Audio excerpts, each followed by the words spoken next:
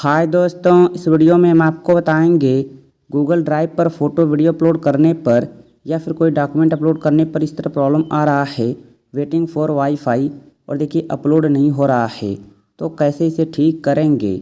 तो इसके लिए देखिए ड्राइव ऐप को ओपन कर लेना। ओपन करने के बाद ऊपर देखिए 3 लाइन का ऑप्शन मिलेगा, इस पर क्लिक कर देना। अब यहाँ सेटिंग्स का ऑप्शन मिलेगा, इस पर क्लिक कर देना।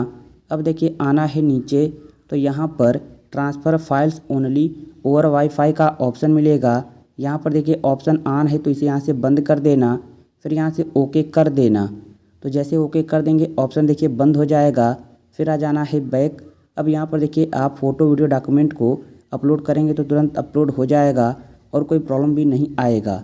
तो इस तरह आप आसानी से ठीक कर पाएंगे। उम्मीद करते हैं वीडियो आपको पसंद आई होगी। तो वीडियो को लाइक और चैनल को सब्सक्राइब कर लीजिए।